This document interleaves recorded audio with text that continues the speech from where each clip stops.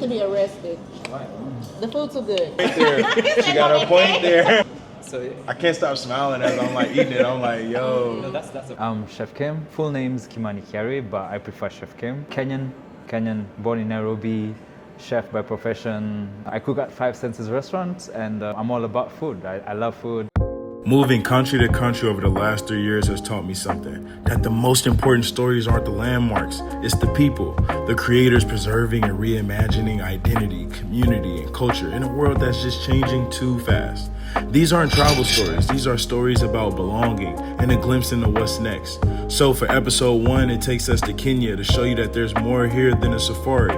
Today we honor Chef Kim, a trailblazer redefining African flavor and expanding the global conversation around African cuisine.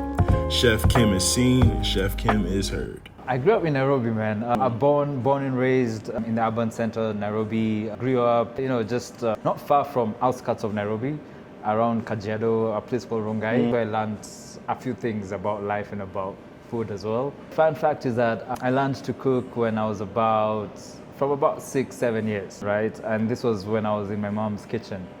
This was like baking, it wasn't like heavy food. Really distinctly remember is the cake batter.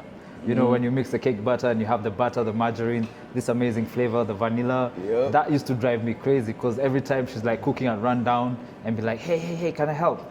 And that's what got me into cooking and, just seeing the cake bake in the oven because back in the day, we used to have like the convectional small ovens under the cooker. So it was the transparent glass. So you could like see the cake rise and that used to blow my mind. I'm just like, how is this going on? So when you got that cake baking, Yeah. you smell it first than anything. So you're like, oh, hold It's on, like, what's that? What you cake, got going bread, on? and it just gets you hungry and you're like, oh, goddamn. Yeah, exactly. With food, it's like, I tell people, I never ask people, how's the food? That doesn't make sense because anyone will tell you, oh, it was good. But when someone is like, wipes the plate clean, or when someone is eating and you've got that smile, they're just like, God, yeah. that means more than a 5-star. Yeah, definitely, and that's what the restaurant is about. I was just about to say that. It sounds like your mom really gave you like a solid foundation when it comes to not just being a chef as like a technique or a skill, but like you as a creative, really. Yeah. I was given a platform to be who I needed to be and who I wanted to be. A lot of places that you grow up in families, maybe you're set to become, businessman, become, a pilot, doctor, but within the family unit, I was allowed to be who I needed to be, just be able to grow to become who I needed to be or who I am today. When did cooking get creative to you? I think it got creative once I started discovering who I am. This is what, 2 years ago? This was right after COVID because I set up the restaurant in 2018 and I think after COVID with all the lockdown and everything, I had to come back and come up with a new menu, come up with a menu after that. And I remember for me I was at a stage in my life where I was trying to understand or figure out who I am, right? So the being creative is like I had all this knowledge, European, French techniques. For me, I'm back home. I'm doing fine dining. How can I elevate our Kenyan cuisine, our ingredients, to fit the standard of fine dining the rest of the world? So that was how I became creative. That's how I switched up, trying to just elevate what we have. Yeah, I'd say that was after 2021, 2022. Right, yeah. Wow. So, as I said, I was discovering myself. That was 2022, right? And I was thinking of Kenyan street food and what Kenyan street food can come onto the fine dining scene. And I had a friend reach out. His name is Adam. He curates small things. He curates different things that you not think you can use on a daily basis. So he curated a soapstone shell, a take on the newspaper where my Ep.1 is set upon. Yeah. And he asked me, listen, do you have an idea where we can use this soapstone and put it onto the restaurant? And I was like, wait a minute. If you're shaping this soapstone out of the newspaper kind of thing, mold, right? Why not make my Ep.1 and why not bring it into the fine dining scene, right? So for me, it's like, how do you then elevate paso? Because paso is boiled egg, salsa, ketchup, or chili, and that's it. And I was like, how do you elevate that? And I had to go back and be like, okay, so there's this Asian thing where you color the egg, with soy sauce, dark soy sauce, marinate it, just to elevate the flavor. And I was just like, we have things like black beans and white beans. That could another source of protein, build on top of the protein instead of just making it a salsa. Then we've got salmon roe, which brings out the sweetness. We've got like garlic cream, which now emulsifies and just rounds the dish up. How do we elevate it in such a way that it stands the test of time? Yeah. And not comparing it with the street food. Let it have its own dynamic, let it have its own elements, so that you understand the two different concepts, but it's based off the street food. And that's how the Mayai Passoa, Five Senses, fine dining came in. So Why was it important for you to elevate what was traditional food? yeah, identity. So it's been a journey. I've been trying to figure out who I am. And instead of forgetting, I believe our biggest strength is within us, who we are as a people, who I am as a person, who I identify as. Once I realized who I am, and I'm still learning. I haven't stopped. Like every day is an evolution, trying to figure out the future, trying to figure out my past roots. Like this December, I discovered that my great-great-granddad on my dad's side was chef for one of the colonial guys. So he moved from his hometown in Muranga, which is in Central, and went to Rift Valley to become a chef. Wow. So there's that, what do you call it? There's a history. Yeah, so over time I've just been trying to figure out who I am, and as I said, who you are is your biggest strength. Yeah. Because that's where your history is. That's who you are. That's what you identify as. So I had to bring that into the kitchen, as in who am I? Where am I from? And can I replicate and bring the Kenyan cuisine, or what I understand as Kenyan cuisine? Because Kenyan cuisine there's no base of Kenyan cuisine. Yeah, it's vast. There's no base. So what I understand and what I perceive as Kenyan cuisine, can I bring it to the level of international standards, and therefore try put Kenya on a map? Or even if not doing that, then inspire the guys who are behind me to be able to reach that level, because it has to start with someone. So yeah, why not me? So that's when it started getting creative. What are some of the things that you search for in your development of a dish?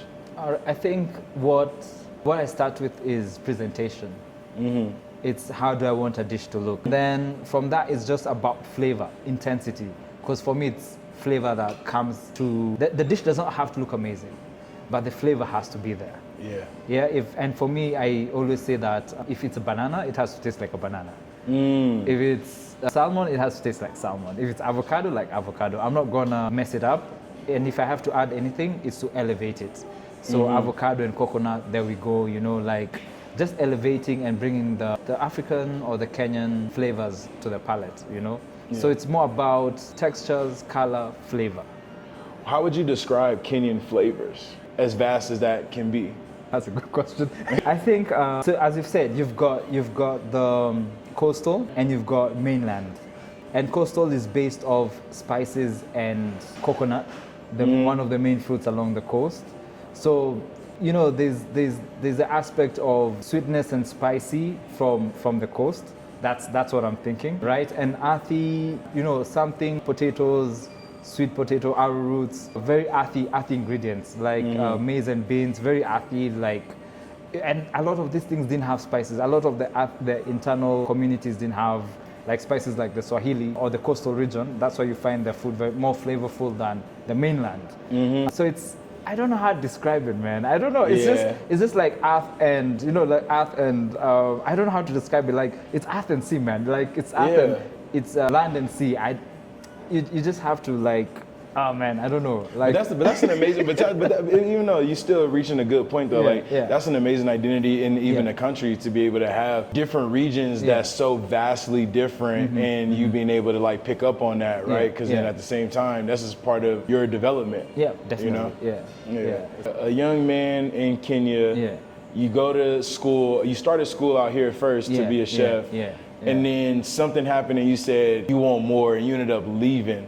Tell me a little bit about that journey, what was going through your mind, and how did that journey impact you in who you are today? And specifically you going to Switzerland, you working in Dubai.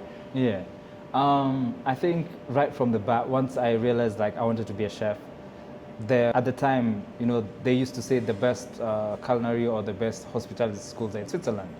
So for me, it wasn't even to start here in Kenya. For me, it was just like finish my high school, bolt out, right? Yeah. But I think parents that's why they're parents, right? So just told like, listen, you're not mature enough. You need to stay home for like 2 more years, figure your shit out. Yeah. And that's why I did culinary school in Kenya. But at the same time, I really wanted to be the best. At what I was doing, I didn't know exactly what level I wanted to be at, but I knew like I wanted to be like really good, and I gave everything. Like when I did my internships in Nairobi, Serena, Norfolk, like I did my best, the best I could, right? Yeah. So once I did that, and I was like, listen, I need to go get a higher education. And the thing about my parents is that they are very educative and very, they're very keen on education. So they're like, okay, listen, go for it. And when I was in Switzerland, it was very managerial, it wasn't culinary hands-on. It was more business oriented, and I thank them for that aspect, because that's what's helped me keep the restaurant going and understand the restaurant business. But when I was there, like I met a teacher or a professor. She was very keen on my growth. And I went to a trip once to Dubai, and she recommended me I think it was based on behavior and just being alert and being aware and asking questions. She just recommended me, listen, I've talked to some guys in Dorchester Collection in France. Go for their interview. I've already talked to them, and listen to what they have to say. So I went, and I was just like, listen, I've been told to come see you guys. And they were like, listen, we want you as part of the training program at the Dorchester Collection. It's called Le Maurice in Paris, right? And they just took me immediately. I did. So I just needed to figure out my passport and visa and all that. And when I went, it was just like, it was French. That was like, it's the mother of cuisine. Yeah. Right? So that's why my eyes got open to like French cuisine, and my love for food started there. Yeah. And when I was there, because that was Le Maurice, it was under Alain Ducasse, who's a Michelin star. And he had a school in Paris. So I called up my folks, and I was just like, listen, there's a school here, and I really want to do this. And they were like, okay. So I applied to the school, got in, and I was there, and I met a mentor chef there, Xavier, and he took me under his wing and just taught me, like he encouraged me, like, and I could start telling like the different things, like I could excel at plating, understanding textures, understanding flavor, depth, all this. And that's where the love for French cuisine actually started, like proper. And I managed to get into Plaza Athénée. That was like 2 Michelin star restaurant at the time. Yeah. I was there for about 6 months, and then went to Qatar after that.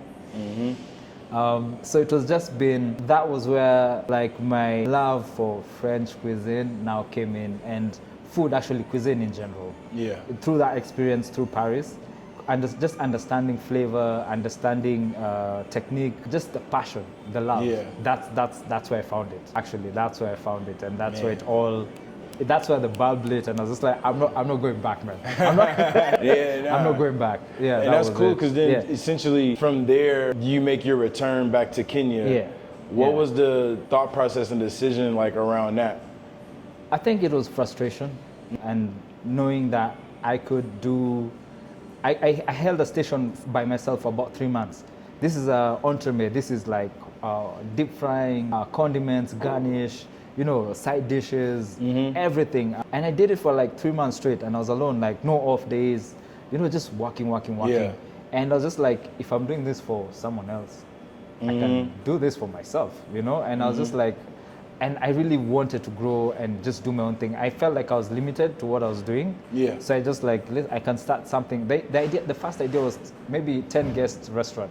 I didn't think of anything massive. It was like maybe 10, 15 maximum covers. Something small, something that will get me going. And I came home for vacation, and I told my parents, listen, I want to open a restaurant. And they're like, listen, business plan. Yeah. And let's see if it's feasible. And I wrote up the business plan, sent it to them when I went back, and they got some consultants.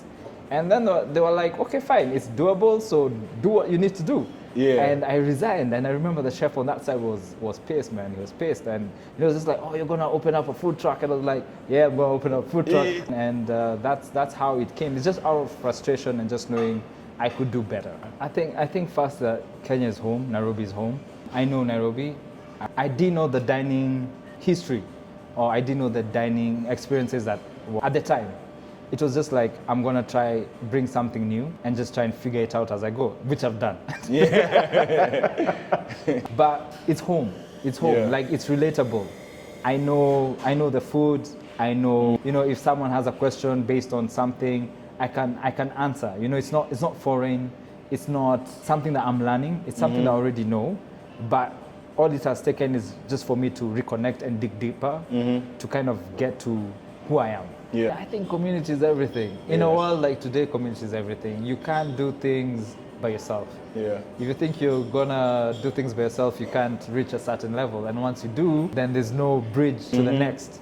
Yeah, I think you need people you can pull, and people who can pull you, and people who you can connect with and build on and build something with, because that's what life is about. But as an artist, you always want to be at your best.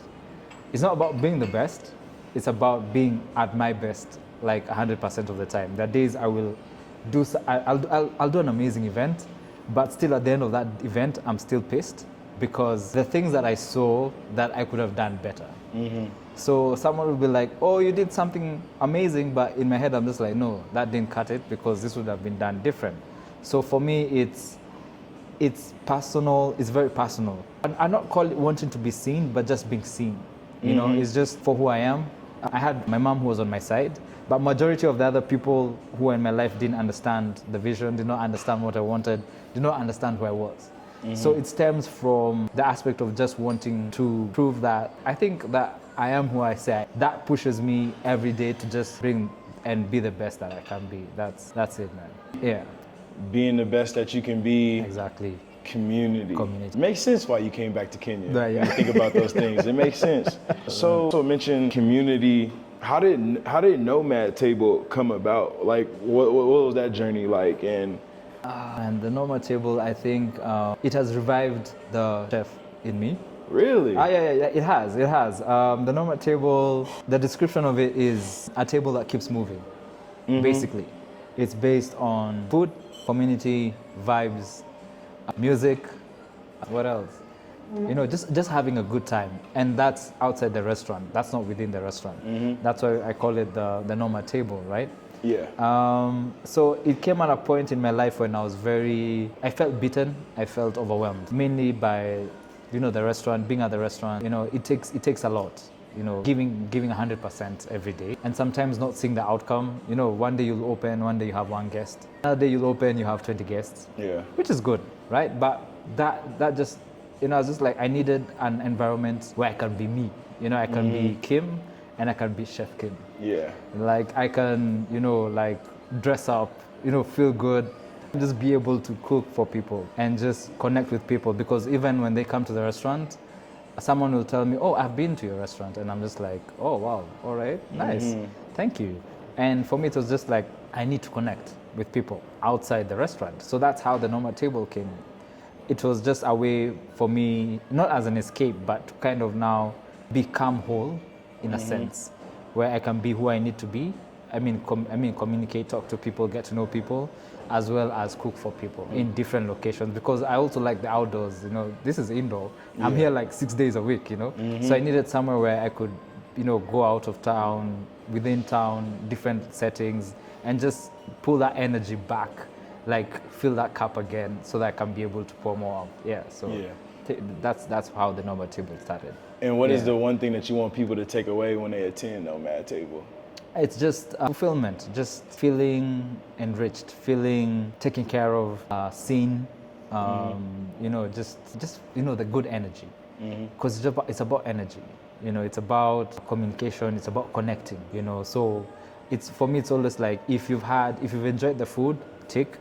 If you feel like you've left happier than you did coming, or the week has ended better because of this Nomad Table experience, then for me, that's all that matters. It's just about connecting and building connection. It's not about, who you are. Okay, fine, there's the identity part, but it's just pouring back into who you are. African American, we got soul food, mac and cheese, collard greens, the good stuff. And sometimes our own community when you try to elevate something or you try to put it into like a fine dining, they're like, Yeah, backlash. I'm not paying $50 for this. What the hell? This ain't no banana pudding. You put this like, you know, because fine dining, sometimes you got that little piece of you know, it's like a presentation. Yeah, you know, I know my mama. Small, I know my mom. Like my mom. What are you doing? What are you doing? $50. I could have had Ruthie cook this. So sometimes I feel like in the fine dining, we don't necessarily.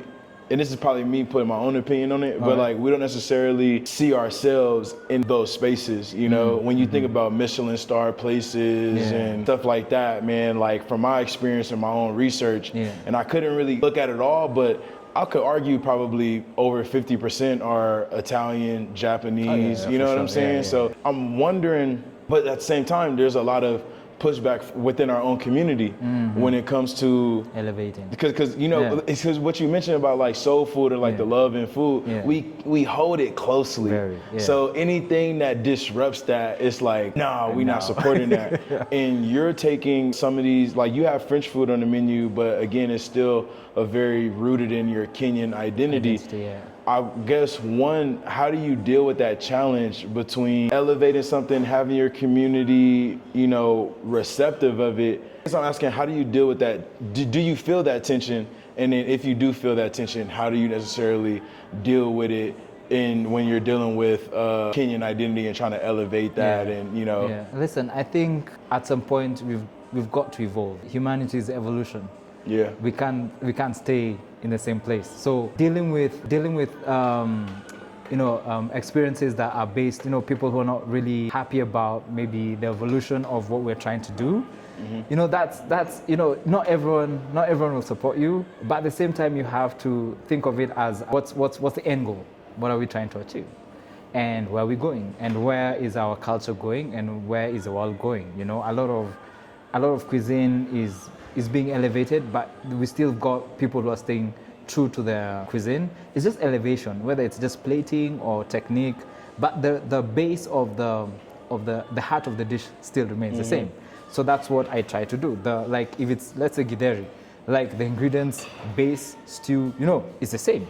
It's just maybe the technique or adding something like pomegranate, something sweeter, something like leek ash, you know, just something to give it a bit more flavor, a bit more oomph, you know? So it's about, you know, you'll always get, if you try to change something, you'll always get people who are against it. But at the same time, it's about evolution. We can't stay behind. We need to keep moving. The world is moving. Tech, you know, everything is moving. AI, everything is moving. So cuisine also has to move. It can't stay where it is. And yes, if I'm at home, I'll cook it traditional. That's it. But if you have a setup like this and you want to be different, then you have to move with the times. So it's more like, okay, listen, this is not what you expect, but this is, and that's why we say this is my spin to this. This is my understanding of this. This is my take on this. This is my take on ugali. This is my take on githeri. This is my take. So that they have a reference. So this is the base, but now this is the chef's idea of how we can elevate it. So I'm sure everyone or every other chef will have a different take to how, you know, they'll do it personally, and it all relates to your history as a person. I always keep coming back to history. So I think the world moves on history and evolution. You can't separate the two. So you just need to build on, this is the history, this is where we're going, and hopefully along the line, we've got people who really enjoy that kind of mix. My question is, what do you think is misunderstood about, I guess, Kenyan food or culture in the restaurant space, whether locally or globally? I think it's all about flavor. I think a lot of people just think that it's flat, or maybe it is. You know, it's opinion. It's based on opinion. And for me, it's just, that's the part that is difficult, I feel, trying to build on something that does not have reference. You get what I mean? Like, you know, there's you know, East African food does not have a lot of reference. You know, like, you know, people know West African food a lot. You know, people know about the braai in South Africa. You know, that's a big deal. You know, Kenyan food East African food is very demure. It's not spoken about a lot, and the ingredients are not very, you know, it's potatoes, yams, sweet potato, beans and maize. It's not elegant, extravagant food. It's basic. So I think that's the part that people misunderstand. They think that you can't do much with these ingredients. When I feel like if you actually respect the ingredients and know how to elevate it, then you have very different ways of cooking it and bring it out as a different, dish. So there's a misunderstanding of things just being basic, but I think we've got what it takes we've got the ingredients. Yeah. To level up. It's just understanding how to mix and match and come up with and bring out these ingredients in the best form, natural form. That's what I think. Yeah. So you saying people that don't respect it, it's a skill issue. No, it's a skill issue. Y'all just don't know what y'all doing. Few, but what they do is nyama choma, which is just roasted meat, and like every country has some form of roasted meat, right? So that's not competitive. You see, that's not. So Swahili food for Kenya, I think, is the best way to reach or compete in the world because of the flavor. But remember, Swahili has a lot of Portuguese, Indian. Yeah. There's a lot of mixture there. So it's not really Swahili, but it has different roots. Yeah. So it can be identified. Someone can taste Swahili and be like, oh, this is Indian. Yeah. I like the samosa. Yeah, I like the samosa. Yeah, it's like that's Indian. So So there's a lot of controversy in East African food. Yeah. You don't know where to. That's why I'm like, we need to identify and rebuild our like aspect of food and just like have maybe a few dishes that we can agree on as being national dishes. Yeah, exactly. Because even I remember I was like doing some research and I'm like, okay, like I was like, so I'm going down the rabbit hole of like Swahili food and stuff, and I'm like, what is Kenyan food?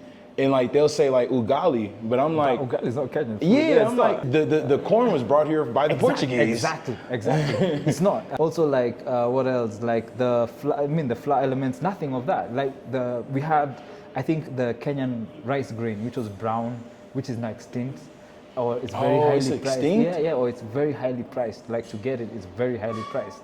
Yeah. And those are some of the things that we could identify with. We've got potatoes, but what can you do with potatoes? You've got, oh man, I don't know. Yeah. It's just, we just need to like circle down, sit down and like agree, like, hey, listen, this can stand as a national dish. But at the same time, there's so many communities and so many cultures and so many different ethnic, personnels and communities where, everyone wants their dish or their history to like shine. So it's kind of difficult, but you work with what you have. Yeah. How do you know when it's done? How do you know when it's like, all right, this is ready to give to the people? Do you know? And this is something that I keep telling myself, and I also told at my last event, I was just like, listen, sometimes I don't know what I'm doing, and it comes out. And that's why I relate it back to being ancestral, having ancestors who are in the same line as I am, because I feel energy is carried on. There's some things I'll do and I know. I'm just like, okay, here it is. And most of the time, I don't try it. Because if I try it, I'm biased and I want to change it every time. So I get like 2-3 guys, my mom being one of them, she's always like the first one trying out new dishes. I've got like 2 guys in the kitchen who I'm just like, listen, try this. We've got like the guys I work with, like, try this. And then they'll be like, oh yeah, this is good. You need to change this, Then I'll taste it. Once I've had what they've said, then I'll taste it with them, not looking at it as a negative, but like from a positive aspect, and also what I know and what I understand and what I'm trying to create, and then adjust to also the palate, because we've got a refined palate. I have a refined palate. Then you've got local palate. You've got different kinds of palate. You've got middle. So you try it out, from the 3 or 4 levels. And then from there, I'm able to adjust. Dark breast, medium well, no accompaniment. Yes. Thank you.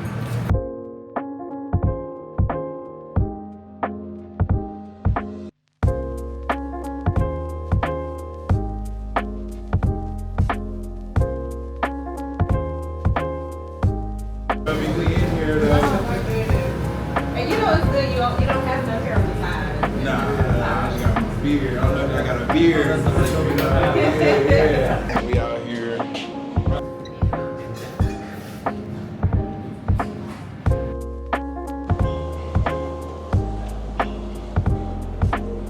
Should I cut it? Nah, it's one for you, one for me. Okay. All right, y'all. That's what we're working with. Eat the whole thing? Yeah. One bite, a whole egg? Yeah.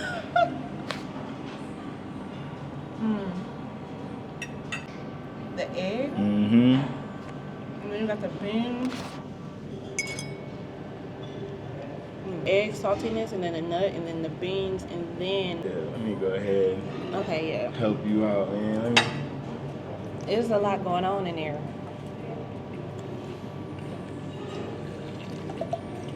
Man. There's It's no a way you just put garlicky- that whole egg in your mouth that I fast. did. It's sweet, salty. Man, bro. That's good. And I'm not a big bean person. But that bean works. Yeah. And they like grilled the beans or something like that. They didn't like just boil it. They like, And it has like some type of sauce. she was sauteing them. I had like seen it a little bit. Oh shit. All right, I'm just. Gotta smell it first. Mm-hmm. Oh my god. Oh my god. This is the plantain. Yeah. Yeah. It's so good. You know what? I'm just going. You know? I'm just going. Go for it. Ain't no way. Ain't no way. It's so good, it's like stressful. My last question is, well, two. Yeah. What do you want from your industry in the future? Wow. I think, what do I want? Oh man. I have never thought about that. Yeah, nah, no worries, no worries. Connect with people, just forming, like the normal table is forming a community. Yeah, I think food can be the base of community. People can meet around a table and build community. You can have a shitty day, but go to a place where people are serving food. And actually that's the next, there's something I'm coming up with in April that will just be based on meeting on Sundays and eating. That's it. No cameras, no music, it's just connecting as human beings around food. Because I think food is, everyone needs to eat.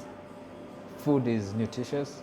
And for me also, the way I look at it is that as an artist, as a chef, food is like, food, if you look at it, food comes from the creator. I know a lot of people, okay, depending on your religion, for me it's like, you have to respect your ingredients to be able to get it to a certain level. You need to understand your ingredient to get it to a certain level.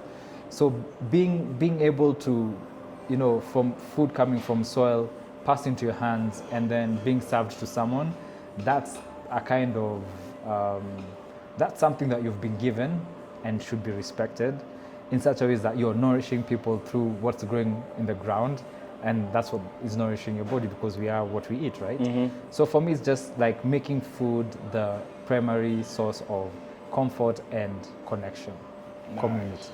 That's what I think I'd look towards in the future, building that. Yeah.